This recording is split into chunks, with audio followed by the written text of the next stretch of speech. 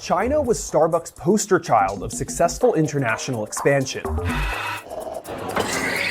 我要 cappuccino 了吧 Thank you. China was viewed as a fertile growth opportunity, just given the urbanization of the population, a growing middle class, as well as proclivity for Western brands.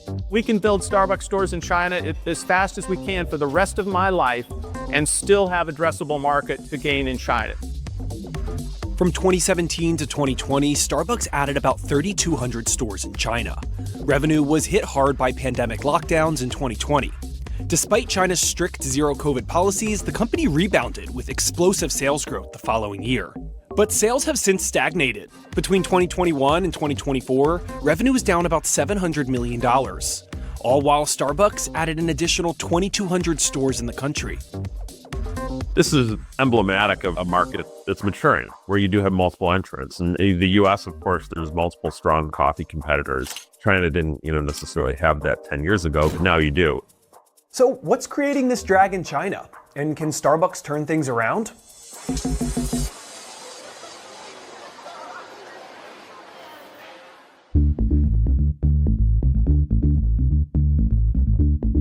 Despite volatility in recent years, Starbucks is a historically strong brand that helped shape modern-day coffee culture across the world. Going out for a cappuccino or a latte was not as much of a thing in the US prior to the 1990s, so Starbucks defined that. In China, they also sort of defined the culture, except coffee itself was not widely drank at all in China prior to when Starbucks entered 25 years ago. Starbucks grew its presence in China relatively unchallenged until 2017. That's when its biggest competitor, Luckin, entered the market. By the end of 2018, its valuation had surpassed $2 billion, and the domestic competitor already had about half the number of stores that Starbucks did. What's always been interesting about Starbucks is that it hasn't had a natural domestic rival. There are a lot of other American brands that do, but Starbucks hasn't. So all of their competitors have been Costa from the UK or UCC from Japan. But by 2020, it seemed that Luckin may not have become the threat that Starbucks initially feared. After news broke that the company fabricated over $300 million in sales, it shut down hundreds of stores and was delisted from the NASDAQ in 2020. Still, it emerged from bankruptcy in 2022 and restructured its financial position. From 2022 to 2024, Luckin more than doubled its store count. It now has roughly 6,000 more company-operated stores than Starbucks. It's no-bones, pared-down coffee shop that allows them to expand fast at a much lower price point. If the taste difference is not differentiating enough, this is dangerous for Starbucks. And Luckin has proved, just as Starbucks did in its first days, really good at marketing itself. Luckin's done a really good job of putting their locations in a ton of different places, growing location numbers dramatically. A lot of these are very small locations, so they're very easy to set up. You can put them in places like universities and schools and hospitals, and people can just go and get a cup of coffee very quickly, whereas the Starbucks experience is more of an in-store experience. Luckin utilizes a grab-and-go model. The only way customers can order is through a mobile app. The company was at the forefront of the now standard catering model when it first opened in China. Take a look at Starbucks app traffic compared to Luckin. Starbucks saw a spike in 2021, but more recently, it has lagged behind Luckin. Historically, Starbucks has distinguished itself through premiumization. That was especially true in China, when it went virtually unrivaled for many years and consumer confidence was strong. That changed after the pandemic. Over the last few years, starting really in 21, 22, you really saw a step up in the amount of competitive activity as well in China. And I want to say it was around 2022, 2023, when you really start to see the rise of value, really utilized within a competitive set. The Chinese consumer has been under a lot of economic pressure in recent years. Consumer spending is down. That means discretionary purchases, like a coffee, are the first to go. As our survey indicated that when we asked consumers, where will we be cutting back to save money, dining out of restaurants was ranked number one. Coffee consumers in China tend to be in their teens, 20s, and 30s. That's the largest and fastest growing market. But this is ones that have been hit the greatest by the economic slowdown beginning with zero COVID and the lack of rebound of the Chinese economy ever since. The collapse of the real estate market, in which people, including their own parents, who have invested a lot in real estate, suddenly feel 20, 30, 40% poorer than they were before. That's why Luckin Coffee's biggest edge against Starbucks is price. While the sticker price of a latte at both companies is actually relatively similar, Luckin is known for consistently offering steep discounts. Starbucks, which rarely offers coupons, has been forced into it. China is seeing a lot of promotions right now because consumers are still under pressure. So you're seeing kind of a drag from that. In some cases, you're seeing companies that sort of have traffic growth, but check declines because of the level of promotions. Other notable competitors include Kati Coffee and Manner, whose drinks typically run at least half the price of Starbucks. You've got competitors that are growing very quickly.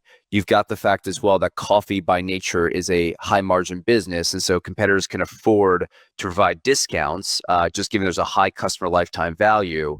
Over the past 2 years, Starbucks has been growing its number of customers in China, but people are spending less at its stores. And there's more to the story than just competition. Chinese nationalism has grown as political tensions remain high between the US and China. The effects trickle down to even coffee consumption.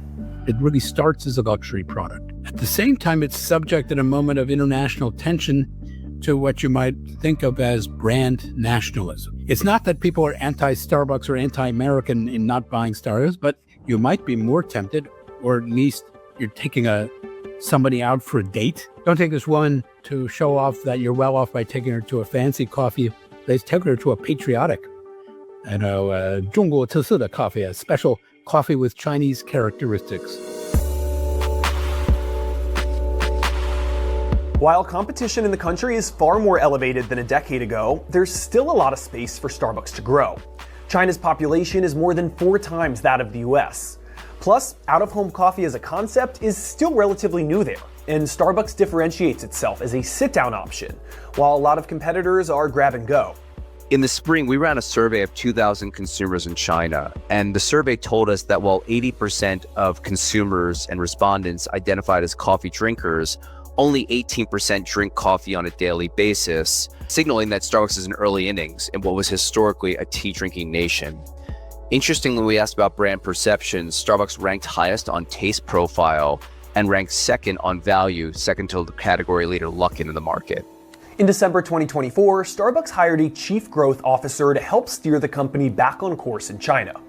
Experts say there is opportunity to optimize the brand's offering beyond just cost considerations. I don't think competing on prices is really the answer there. One of the things they might look into is localization efforts. Other players like KFC and Burger King have done a bit of this, where they partner with local players, focus on that premium growth, but with a bit more of a local eye. Luckin's been doing a whole lot with different flavors, and they explore lots of different flavors on a month-to-month basis. Another way that Luckin has been able to expand so quickly is by franchising its establishments. It has around 13,400 company-owned stores and 7,400 partnership stores. It collects royalties from these independently run partnership stores. Starbucks operates that same type of mixed model in the US. It licenses operators to run stores that are typically found inside Targets or airports where real estate would otherwise be inaccessible. In China, all of Starbucks' establishments are currently company operated. It's a matter of when, not if, that you see the China ownership structure shift into something more asset light, for instance, via a licensee or a joint venture. Typically what you see in international markets is that it's an all or nothing. And I think that with China, it would make sense to make it 100% licensed or franchised rather than splitting that up. It creates a little bit less earnings volatility. I think it creates a little bit less operational risk. It can reduce brand risk if you have sort of a local owner operator, even though you're still a Western brand, right? You have a local owner operator. And so I think in today's political environment, that probably makes more sense. In its latest earnings call, Starbucks said it was continuing to, quote, explore strategic partnerships. That essentially means it's still considering licensing as an option, but it remains to be seen how it's ultimately going to move forward. The company declined an interview with CNBC for this story. While Starbucks still has plenty of white space in China, the key debate for investors is who is ripe to build that. Is it the company, as this remains status quo, that Starbucks will continue to own China and bank on an ultimate recovery? Or will the company find a local partner who will help build the stores and license the stores and pay Starbucks a royalty instead?